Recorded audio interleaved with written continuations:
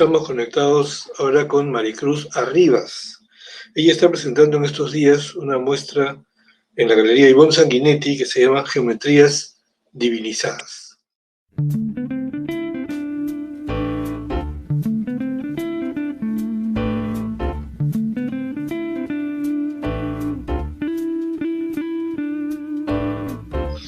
Maricruz es una artista visual muy reconocida. Me parece que esta ya es su 16ª exposición individual.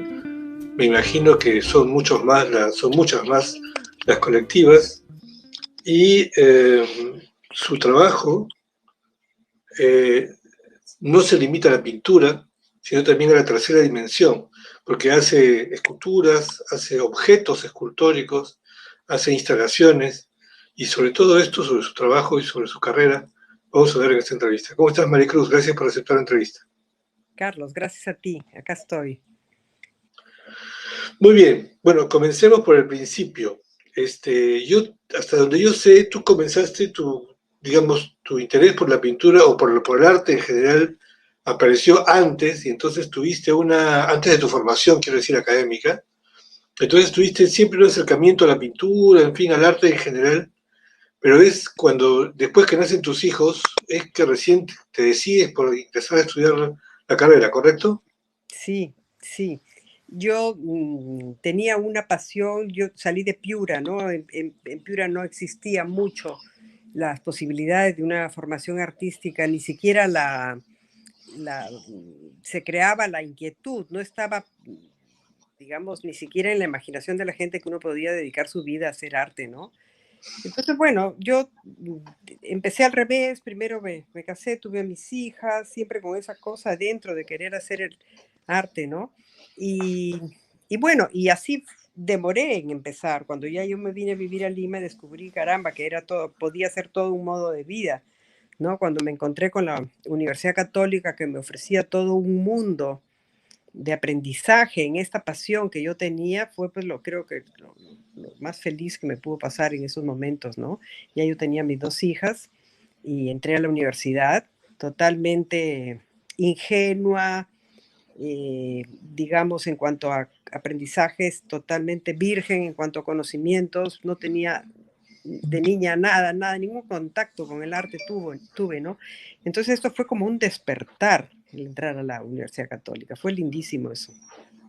Ok, pero entonces antes hiciste algo de manera autodidacta o nada.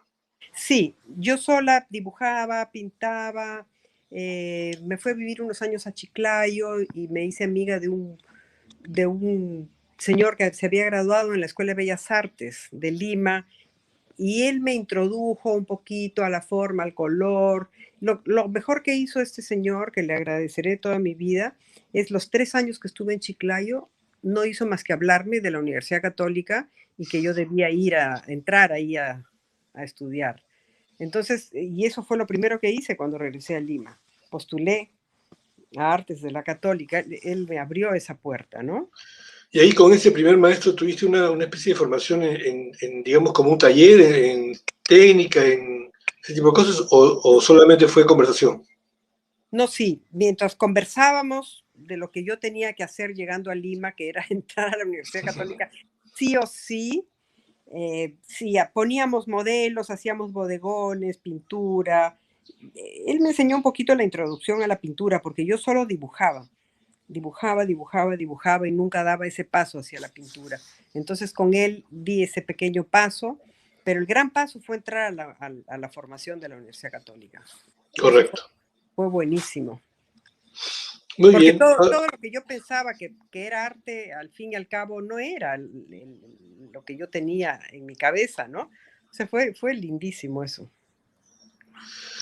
Entonces, ¿y conservas algún rastro, algún vestigio de eso que hiciste antes de ingresar a la Católica? La verdad que no, en mi cabeza está un bodegón hermoso que hice, pero más Con de óleo. acuarela, un bodegón, sí, no tengo así físicamente lo que hice, no lo tengo. Tengo el gran recuerdo de mi amigo, mi profesor, ¿no? Y lo que Bueno, significó para mí. tú has desarrollado, a partir de tus estudios en la Católica, además, dos trabajos, dos formas de expresión para o más, digamos que, pero básicamente dos, una en la pintura, una en la pintura, o sea, en las dos dimensiones, y otra en las tres dimensiones, vamos a decirlo así, ¿no? Que involucra un montón de cosas. Y también has desarrollado siempre un interés por, la palabrita ahora que se dice es reciclar, pero por reutilizar elementos de la vida cotidiana que tenían otro uso, otra función, otro sentido, y tú les das una nueva vida, vamos a decir, con tu trabajo. Sí, eso fue algo que yo vine descubriendo en el camino, ¿no? Yo recuerdo en la universidad, no fue una cosa que planificada, ¿no? Esas cosas tienen que salir del alma, si no, no son auténticas. Yo en la época de la universidad, hace años, yo recuerdo que nos hacían hacer el círculo cromático, por ejemplo, había que pintar los colores, hacer todas las piezas para ir armando el círculo. Yo recuerdo que en esas épocas yo iba buscando los colores en el mundo que me rodeaba, en un pedazo de metal, en un pedazo de cartulina, en objetos, y hacía mi círculo cromático con objetos que yo encontraba. Entonces ya desde esa época yo andaba buscando los objetos, lo material, tanto en el color, en la forma, ¿no? Y se fue dando así, se fue dando, recogiendo cosas y, y así sucedió sin pensarlo, ¿no? Y te estoy hablando hace muchos años. Yo empecé la universidad el año 82. O sea, yo el 90 ya estaba recogiendo objetos y juntando todo lo que veía que atraía mi atención por algún motivo que yo ni cuenta me daba, ni tampoco lo cuestionaba, simplemente recogía y se iban acumulando ahí las piezas y todo eso se fue transformando en arte sin que yo lo supiera, ¿no? Y es algo que funciona hasta el día de hoy. Eso, ese paso de, digamos, de las dos dimensiones a las tres dimensiones, ese paso a recolectar cosas de la vida cotidiana, ¿es después de tus estudios en la Católica? Después de los estudios en la Católica, sí. Pero ahora, observando hacia atrás, yo noto que ya había un camino por ahí que se vislumbraba en la universidad, pero se manifestó con mucho más fuerza luego. Sí, sí. Muy bien. Ahora, bueno, yo recuerdo, yo no estoy en tu taller, pero sí he visto fotos, he visto videos, porque has dado muchas entrevistas y tu taller parece un lugar fantástico, lleno de justo estas cosas, objetos y cosas encontradas y piedritas, y en fin. Y otra parte de tu trabajo también está en el vidrio, que es un trabajo, es una parte muy, muy valiosa y muy interesante de tu trabajo. Sí, entre todos los hallazgos que me alimentan y me inspiran, también encuentro personas, encuentro cosas mucho más importantes, encuentro modos, caminos, puertas que se abren, ¿no? Y este fue un encuentro con este artesano, se me había roto algo, una pieza, una copa, no sé, que a mí me gustaba mucho y busqué un artesano que me pudiese arreglar esta pieza y bueno, lo conocí, fui a ver los hornos, la casa, todo y entré en un mundo fascinante, fascinante de poder hacer piezas como yo quisiera, ¿no? Pero todo lo que trabajo yo en vidrio son piezas hechas, ¿no? Por mí, por mi artesano. Pero en el camino suceden muchos hallazgos. Trabajo mucho con las piezas malogradas, el deterioro. De repente un objeto como una flor grande sale mal, se transforma en otro objeto. Eso para mí me puede fascinar porque nunca me asusto cuando algo se me malogra, porque eso se transforma en otro objeto que puede ser fascinante y sigue siendo un hallazgo más de toda mi carrera de encuentros, ¿no? Por eso yo siempre digo que yo no ando buscando, sino ando encontrando Es objetos, verdad. circunstancias súper, súper lindas, interesantes. Yo recuerdo tu trabajo, tres cosas que me impactaron muchísimo. Una exposición en la Galería Luis Miro Quesada, donde presentabas una especie de lanzas, toda una pared de lanzas. Otra en la que había un objeto que era una especie de piedra, no sé si era de mármol, así, donde salía una flor de cristal, pero hecha, el tallo era de fierro, ¿no es cierto? Mm. Y otra que era estos quipus, ¿no es cierto? Que me parece están en esta muestra también geometrías divinizadas, ¿no? En mi muestra de ahora los hemos nombrado nomás.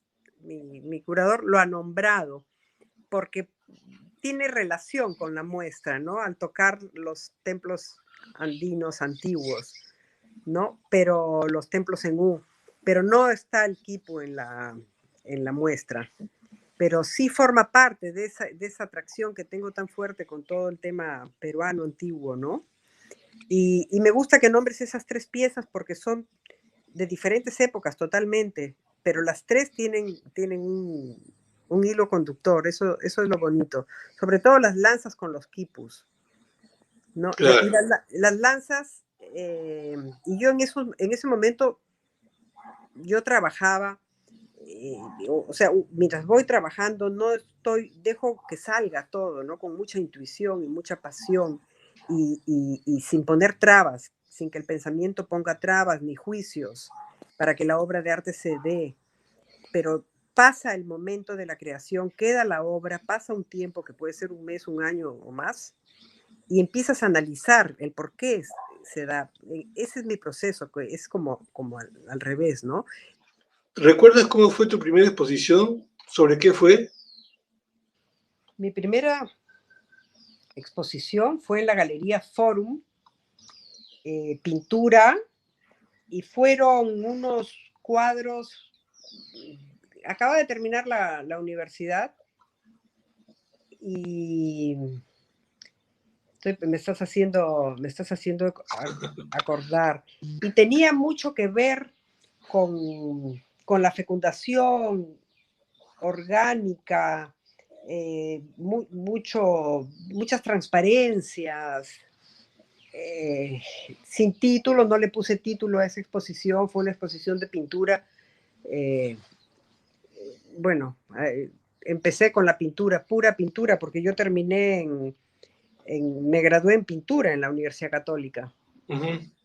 ¿no? Entonces terminé la universidad y bueno, a pintar, ¿no? Y en ese camino es que empezaron a surgir los objetos y empecé a pintar incluso objetos que después empecé a sacarlos del cuadro. Y así nació la segunda exposición, que fue la exposición en la sala Luis Miro Quesada Garland de lanzas, ¿no? Eran las lanzas que yo empecé a pintar en el lienzo y comenzaron a salir de la tela. Esa fue tu segunda individual entonces, La la de segunda, Luis Quesada. sí, la primera fue una experiencia de orgánica, de cuerpos humanos, pero de interiores, como de radiografías desarrolladas en lienzos de 2 metros. Y coincidió con un momento de gestación. Yo estaba embarazada y era muy interior, muy íntima la pintura. Era como ver unas radiografías enormes. Fue interesante. Y la segunda sí fue la de la sala de la municipalidad, pero pasaron 4 años y yo digamos que mi taller empezó a sentirse invadido de objetos, todos con ese formato largo y, y hasta que un día reaccioné, siempre después de haber hecho el trabajo, ¿no? Viene el trabajo, digamos, racional, que uno empieza a juzgar, a mirar lo que ya está hecho, ¿no? Mientras trabajo, no. Pero cuando ya la obra está hecha, empiezas a pensar qué es esto y por qué y se dio y si continúa, si no continúa, a qué se debió y todo eso, ¿no? Entonces, cuando ya no podía caminar en mi taller de tanto objeto con formas así, como de báculos, de lanzas, es que me di cuenta que, caramba, esto puede ser arte, voy a hacer la exposición, ¿no? Y así salió esa segunda exposición. Muy bien, ahora tú has mantenido paralelamente esas dos líneas de trabajo, la pintura y los objetos, o has preferido más objetos que pintura?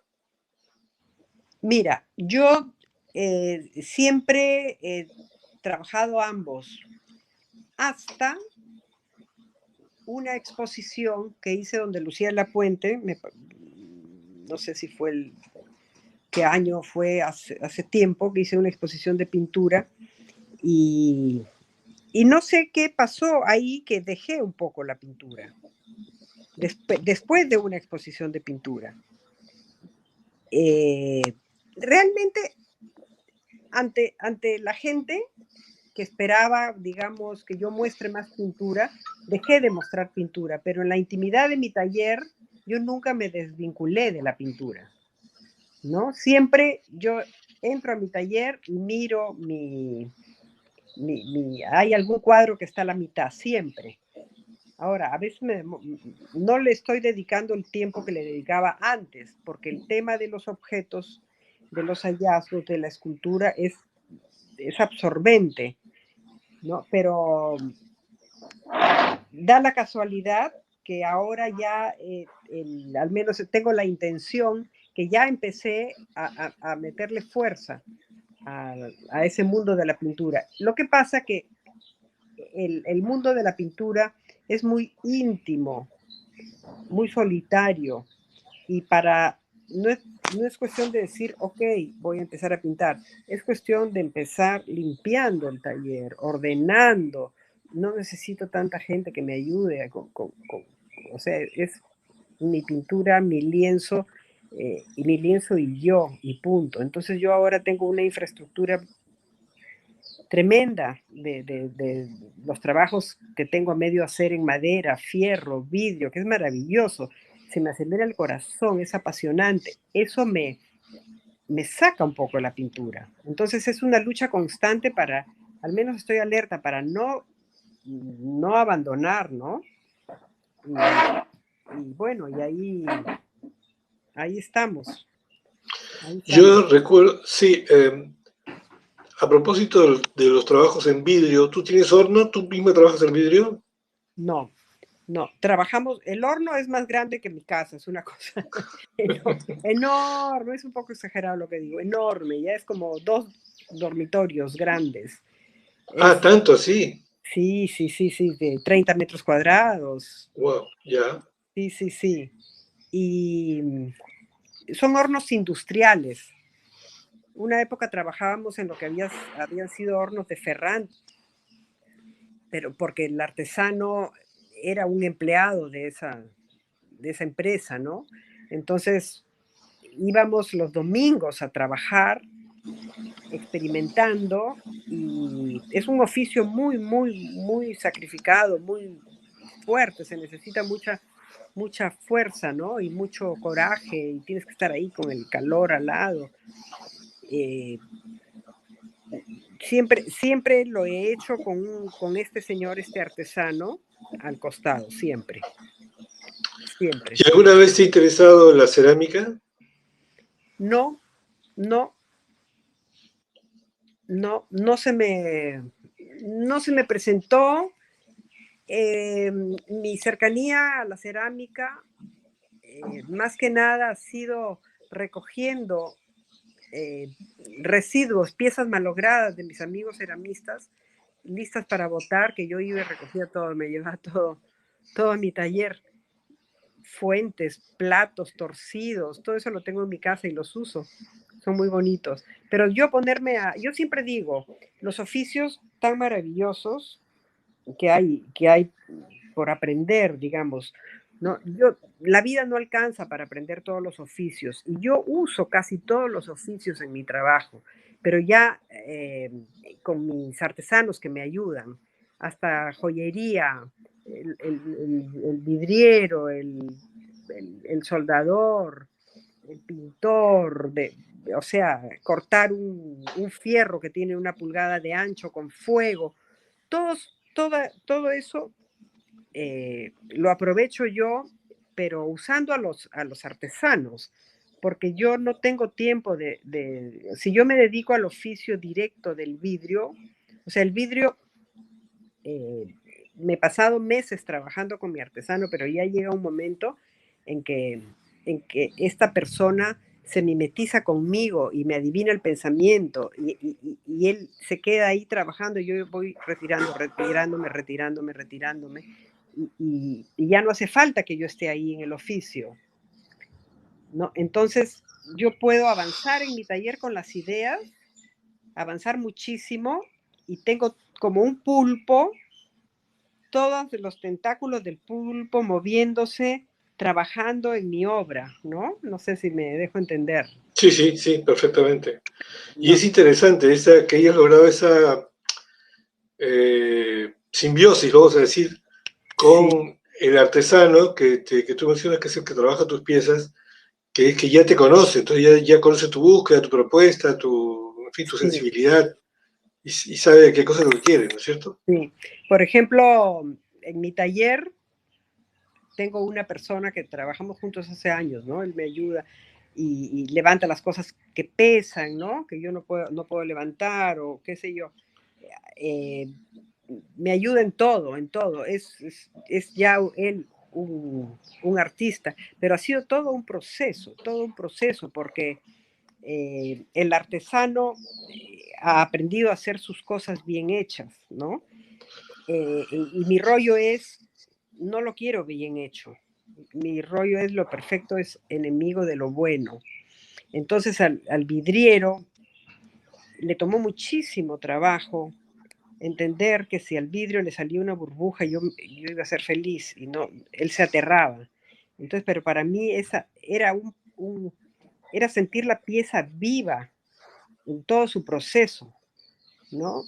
Él al principio, como eran, digamos, los objetos, hablando del maestro este de Ferran, que todo tenía que ser perfecto y si no se bota, ¿no? Acá no, era hacer digamos, unas bolas grandes para una instalación que yo quería hacer y explicarle que la bola tenía que estar mal hecha, eso es tremendo, fue muy, muy difícil. Y eso creo que es mi mayor logro, ¿no? Entonces ya la gente que está conmigo trabaja con mucha paz porque sabe que si algo se malogró, no pasó nada, ¿no? De repente esa pieza malograda termina siendo la mejor pieza de todas las que hice, ¿no? Eso es una cosa muy bonita. A propósito del trabajo en vidrio, alguna vez, no sé si leí o escuché que tus trabajos en vidrio se podían convertir en joyería, en una joya gigantesca, ¿no es cierto? ¿Eso es Sí, verdad? sí. Bueno, para mí los trabajos en vidrio para mí es joyería. O sea, tú sabes que tengo una afinidad por la joyería. Es fascinante, pero es como mirar el arte con lupa. Me molesta tremendamente la pequeñez de la joyería, ¿no? Entonces yo muchas veces tengo un arete, por ejemplo, que lo miro y digo, esto es una escultura, pero así maravillosa, perfecta. Incluso ya ha habido veces que he transformado ese pequeño aretito en una pieza de 3 metros de altura gigantesca, como un colgajo, una escultura, un moño de quipu, podría ser un aretito en miniatura, ¿no? Pero el vidrio, para mí el vidrio sí es un trabajo de joyería. Cada pieza es un tesoro y son todas piezas únicas. Y al hacerle las, la contraposición uso mucho el contrapunto de fierro oxidado con vidrio. Eso es siempre, casi siempre lo tengo junto. Y se hace un contrapunto muy interesante como algo tan delicado, frágil, perecible como es un vidrio, una flor por decirte, con este fierro oxidado tan bruto, tan rugoso, tan áspero, tan fuerte, estén conversando también con mucha armonía, ¿no? Eso es bien, bien interesante y se complementan muy bien. se le hace una rosca al fierro que entra dentro del vidrio, se hace una simbiosis bien bonita. Y muchas veces, como tengo un montón de obra en el taller, y pasan los años, el taller está que revienta de cosas, es una maravilla mi taller, de repente encuentro que ese fierro que acompañó a la pieza de vidrio se está deteriorando, oxidándose, convirtiéndose en polvo, y el vidrio que yo consideraba más frágil y más perecible está intacto, que le pasas un trapito y sigue con su brillo y sigue con sus formas, ¿no? Y resulta que el hierro se deterioró antes que el vidrio, ¿no? Esas cosas que uno va descubriendo. Antes, en esta misma conversación, dijiste que tú no sales a buscar los objetos, sino que los encuentras, ¿cierto? Sí. Eso demuestra una actitud totalmente distinta de las cosas. O sea, tú no sales a pasear, y a buscar cosas, sino que te las encuentras en tu vida diaria, digamos. Sí, sí. Es por eso, es como tú has dicho, es actitud de estar despierto, ¿no? A los hallazgos de todo tipo, no se limita al objeto, ¿ah? Se limita a experiencias, a personas, a oficios, observación de la naturaleza. Cuántas veces, digamos, voy manejando y tengo que regresar y dar la vuelta para recoger algo que encontré en el piso, ¿no? Y eso no sé, es una actitud, al principio, ahora ya no hago lo que quiero, ya no me preocupa, pero al principio me cuestionaba mucho yo y decía, no estaré enloqueciendo, no estaré, Eso hay que un llaman síndrome, acumuladores. eso, sí, creo que se llama el síndrome de Diógenes. Yo Sí, decía, sí, sí. ¿no será que algo por ahí está, está raro, loco, pero al final todo objeto que yo he recogido, o casi todo, se transforma en arte. Entonces las cosas entran al taller y ahí están, nada guardado, nada en cajas, todo a la vista. El fierro, el alambre, la loseta, la piedra, el vidrio, todo a la vista, porque es como mi taller desde que entras es una paleta de colores en cuanto al pintor, ¿no? De donde va a sacar su arte. Todo lo que hay en mi taller, que está a la vista, me habla y me sugiere una posible obra, ¿no? Y muchas veces se ha dado que el objeto encontrado es de tal magnitud que no hay que ni tocarlo. El tema es saber que no hay que tocarlo, ¿no? Que incluso si lo toco es profanarlo, porque ya de por sí es muy valioso, ¿no? Y el artista no tiene ni que tocarlo, y para eso necesitas tener un poco de humildad, ¿no? De decir, bueno, aquí yo no tengo nada que hacer, ya está, ¿no? Entonces lo sacas del anonimato, digamos, de la basura de la calle, y solo el acto de recogerlo y valorarlo, ya le estás dando una connotación de arte, ¿no? Que un minuto antes era basura. Eso es bien interesante. Es verdad. Te agradezco mucho, Maricruz, por tu tiempo. Gracias a ti, Carlos. Encantado. Hemos conversado con Maricruz Arribas a propósito de la muestra que está presentando en la Galería Ivonne Sanguinetti, Geometrías Divinizadas. Muchas gracias, Maricruz. Un abrazo.